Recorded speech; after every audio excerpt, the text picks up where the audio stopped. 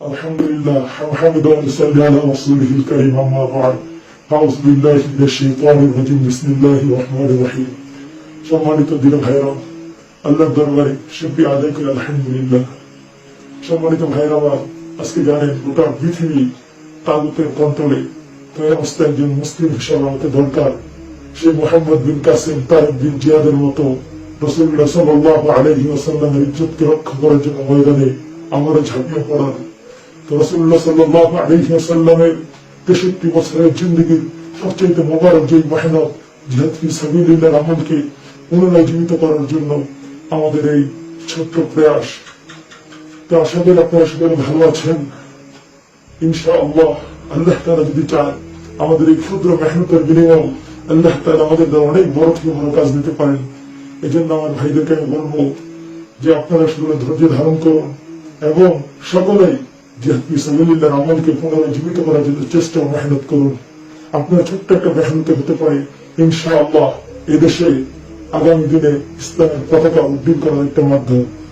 আপনি কখনো নিজেকে ছোট মনে করবেন না। একজন মুজাহিদ সে কখনো নিজেকে ছোট মনে করে না। তাগুতি শক্তির কাছে যে সমস্ত ইনস্ট্রুমেন্ট আছে, হ্যাঁ আমাদের কাছে এরকম কিছুই নাই, কিন্তু একটা কথা মনে রাখবেন, আমাদের কাছে আছে আল্লাহ তাআলার নুসরাত। আল্লাহ তাআলার নুসরাত যার কাছে আছে তার কোনো কিছুর প্রয়োজন হয় না। আমরা তো যুদ্ধ করি অস্ত্রের বলে নয়, সংখ্যার বলে নয়, আমরা একমাত্র যুদ্ধ করি, জিহাদ করি আল্লাহ তাআলার নুসরাতের উপর, আল্লাহ তাআলার সাহায্যের উপর ভিত্তি করে। এই জন্য মনে রাখবেন, আমাদের কামিয়াবি সফলতা অস্ত্রের উপর না, আমাদের কামিয়াবি সফলতা কখনোই টাকা পয়সার উপরে না, আমাদের কামিয়াবি সফলতা কখনোই সংখ্যাগরিষ্ঠতার উপর না, একমাত্র আল্লাহ তাআলার নুসরাতে আমাদের সবচেয়ে বড় কামিয়াবি। সম্মানিত ভাইরা আমার, আল্লাহ রাব্বুল আলামিন যেভাবে কাবাকে রক্ষা করেছিলেন ছোট্ট আমাদের পাখির মাধ্যমে, তেমনিভাবে আপনাকে আমাকে হেফাজতের দায়িত্ব আল্লাহ তাআলার কাছে। আল্লাহ তাআলার ওয়াদা সত্য। পৃথিবীর তাগুতি শক্তি যতই চেষ্টা করুক আপনাকে আমাকে দুর্বল করা, আল্লাহ তাআলা যদি চায় আপনাকে আমাকে শক্তিশালী করবে। পৃথিবীর কারো কোনো ক্ষমতা নাই আপনাকে আমাকে দুর্বল করবে। তাই জন্য আল্লাহ তাআলার উপর সবসময় ভরসা রাখুন। আল্লাহ তাআলা এবং রাসূলুল্লাহ সাল্লাল্লাহু আলাইহি ওয়াসাল্লামের ইজ্জতকে এই জমিনে আবারও পুনরুজ্জীবিত করার জন্য, ইসলামী খেলাফা শাসন ব্যবস্থা কায়েম করার জন্য আপনাকে জেগে উঠতে হবে। আপনাকে আর বসে থাকলে হবে না। উম্মতের প্রত্যেকটা জিম্মাদারি আপনার উপর, এই উম্মতকে রক্ষা করার জিম্মাদারি আপনার উপর। আল্লাহ তাআলা রাব্বুল আলামিন আমাদের সকলকেই দিনের জন্য কবুল করুন। আর আমি গত পর্বে আমরা শিখেছিলাম আমাদের মাথার ব্যায়াম প্লাস আমাদের দুই হাতের ব্যায়াম। আর আজকে আমরা শিখব আমাদের শরীরের অন্যান্য যে সমস্ত পার্টস, যে সমস্ত অঙ্গ প্রত্যঙ্গ গুলো আছে, এই অঙ্গ প্রত্যঙ্গের নির্দিষ্ট যে ব্যায়ামগুলো আছে, এই ব্যায়ামগুলো ইনশাআল্লাহ আজকে আমরা শিখবো। আমাদের যেহেতু হাতের ব্যায়াম শেষ হয়েছে, এখন আমাদের এই মাজা অথবা কোমরের যে সমস্ত মাসেলস গুলো আছে এইগুলো কিভাবে আমরা সক্রিয় করবো। এই জন্য ফার্স্ট আমাদের যেটা করতে হবে সেটা হলো আমাদের মাজা, এটা এইভাবে আমার হাত ধরে রাখবো। রাখার পরে প্রথমে আমরা আমাদের হাতের যে ডান দিক এখান থেকে শুরু করবো, ঠিক এই সিস্টেমে এইভাবে, যাতে পুরো কোমরটা না ঘুরে। এরকম অন্ততপক্ষে 5 বার, অন্ততপক্ষে কয়বার 5 বার। যখন 5 বার হয়ে যাবে তখন 10 বার করতে পারলে আরো ভালো। তারপরে এতক্ষণ আমরা করেছি ডান দিক থেকে বাম দিক, এখন কি বাম দিক থেকে ডান দিক, ঠিক এইভাবে। এই পুরো সিস্টেমটা যাতে করে আমার কি 360 ডিগ্রি অ্যাঙ্গেল যাতে করে কি ঘুরে, এটা খেয়াল রাখতে হবে। যখন আমাদের এইভাবে ডান দিক এবং বাম দিকে এটা যখন শেষ হয়ে যাবে, তখন আমাদের যে কাজটা করতে হবে, আমার ডান হাত থাকবে বাম পায়ের বৃদ্ধাঙ্গুলের উপর এবং আমার বাম হাত থাকবে ডান পায়ের বৃদ্ধাঙ্গুলের উপর, এবং এক হাত যখন আপ ডাউন হবে তখন অন্য হাত উপরে থাকবে, ঠিক এই সিস্টেমে। প্রথমে আমরা ডান হাত থেকে শুরু করবো। আমাদের ডান হাত চলে যায় বাম পায়ে, তখন হাতটা উপরে থাকবে, এই সিস্টেম। এইভাবে অন্ততপক্ষে 10 বার আমরা করবো। এইভাবে করার পরে আমার এই যে হাতগুলো যত আমরা চেষ্টা করবো নিচের দিকে নামানো যাবে, এইভাবে ঠিক এইভাবে নিচে নামানোর চেষ্টা করবো। তারপরে ভিতরের দিকে দিয়ে আস্তে আস্তে নিচে নামানোর চেষ্টা করবো। এটা যখন হয়ে যাবে তখন ঠিক হবে এইভাবে রুকু তো মানুষ যেভাবে থাকে, এই অবস্থায় আমার হাত পিছনে দিয়ে দিই এইভাবে, আর এইভাবে থাকবে। এই পজিশনে থেকে আমি এইভাবে যতটুকু সম্ভব এই পিছনে থেকে দুই পায়ে তারপর উপরের অংশটাকে চেপে ধরা, এইভাবে বারবার আপ ডাউন করা। যদিও একটু কষ্ট হবে কিন্তু করার চেষ্টা করো। এবং আমার যে নাক এবং কপাল এটা হাঁটুতে লাগানোর চেষ্টা করো, এইভাবে ঠিক লাগে, ঠিক এই। যখন এতটুকু আমার শেষ হয়ে গেলে এখন আমাদের কাজটা করতে হবে, সেটা হলো যে আমাদের পায়ের ব্যায়াম। যেমন পায়ের ব্যায়াম কিভাবে করবো, পায়ের ব্যায়ামটা করার জন্য আমাদের যেটা করতে হবে সেটা হলো প্রথমে আমি আগে বলেছি আমাদের হাতটাকে এইভাবে চলে যাবে, এইভাবে ধরার পরে এই আমার ডান পা আমি সামনে দিব, নেওয়ার পরে আমার ডান পা সামনে রেখে এইভাবে ঘুরে এই।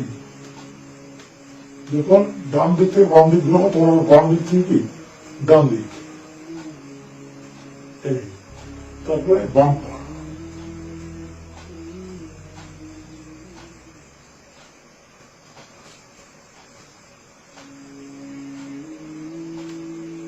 যখন ডান দিক থেকে বাম দিক ঘুরানো শেষ তখন বাম দিক থেকে ডান দিক।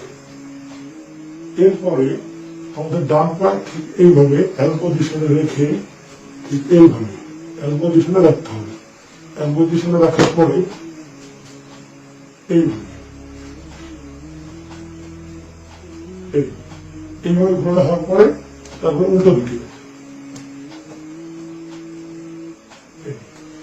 এখন যখন আমার ডান পা শেষ বাম পা সামনে আনবো, আনার পরে প্রথমে বাম পা সামনে আনার পরে প্রথমে ডান দিক থেকে বাম দিক এই, এরপরে বাম দিক থেকে ডান দিক।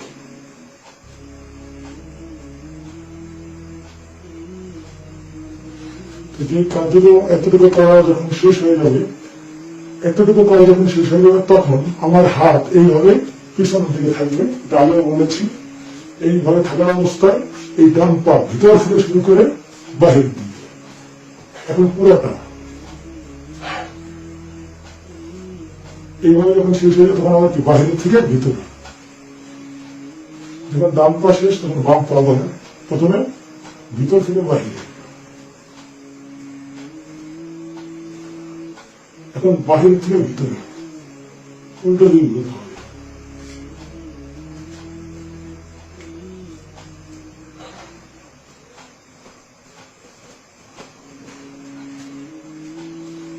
যখন এগুলো করা শেষ হয়ে যাবে তখন আমার যে কাজটা করতে হবে যে আমার পা এই উপরে উঠানোর চেষ্টা করা, যে পজিশন আছে এভাবে দুই পা সোজা করে দাঁড়িয়ে যতটুকু সম্ভব আমার হাত কিন্তু এভাবে পিছনে থাকবে, ঠিক এইভাবে থাকার পরে এখন উপরে উঠানোর চেষ্টা করে 1 2 3 4 5 আপনারা 10 বার করে করবেন।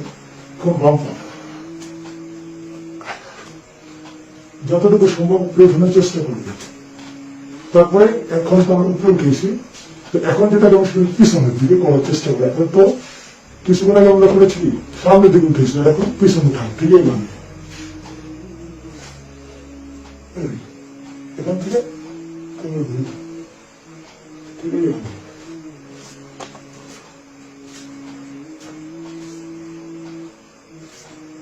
ডান পা করা শেষ হবে তখন বাম পা। মোটামুটি আমাদের পায়ের ব্যায়াম করা শেষ। তোমরা মাথা থেকে শুরু করে একেবারে পায়ের ব্যায়াম গুলো দেখলাম। পায়ের ব্যায়াম সামনে এবং পিছনে করার পরে যেটা করবো সেটা হলো এই, প্রথমে আমরা উপরে যাব, যাওয়ার পরে এই যে হাত, এই হাত পায়ের বৃদ্ধাগুলোকে লাগানোর চেষ্টা করবে। লাগানোর পরে আমার বউ ওঠার পরে কোমরে হাত চলে যাবে, তখন আস্তে আস্তে আস্তে আস্তে আস্তে আস্তে পিছনে যাবে।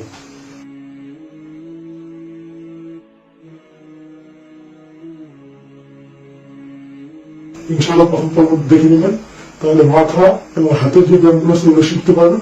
আর এই পর্ব আমরা আলোচনা করেছি আমাদের কোমর এবং আমাদের কি পায়ের যে ব্যায়ামগুলো আছে এগুলো নিয়ে। ইনশাআল্লাহ খালি হাতে আত্মরক্ষা অন্যান্য কৌশল নিয়ে আমি আপনাদের সাথে পরবর্তীতে আলোচনা করব।